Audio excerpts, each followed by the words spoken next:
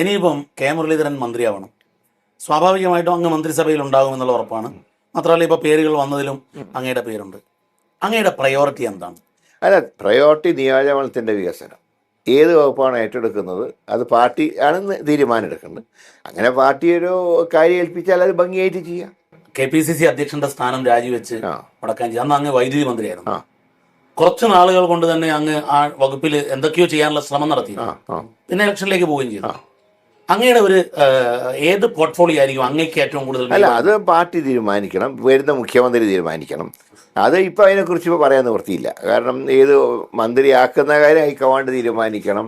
മന്ത്രിയാക്കിയാൽ വകുപ്പ് മുഖ്യമന്ത്രി തീരുമാനിക്കണം.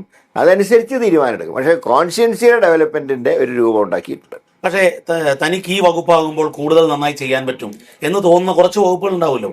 കെ മുരളീധരന് പരിചയമുള്ള അല്ലെങ്കിൽ ആ താല്പര്യമുള്ള വകുപ്പുകൾ ഉണ്ടാവും. അല്ല, അത് ഇപ്പോൾ അതിനെക്കുറിച്ച് ഒരു ഓപ്പൺ ഡിസ്കഷനിലേക്ക് പോകാൻ പാടില്ല. കാരണം മന്ത്രി ആവണോ വേണ്ടതെന്ന് തന്നെ പാർട്ടിയാണ് തീരുമാനിക്കേണ്ടത്. അങ്ങനെ തീരുമാനിക്കുമ്പോൾ ഒരുപാട് കാര്യങ്ങൾ ആലോചിക്കാനുണ്ട്.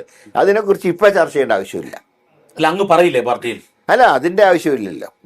അത് പുതിയതായി വരുന്ന മുഖ്യമന്ത്രിയാണ് തീരുമാനിക്കേണ്ടത്. അത് മുഖ്യമന്ത്രിയുടെ ഒരു അധികാരമാണ്.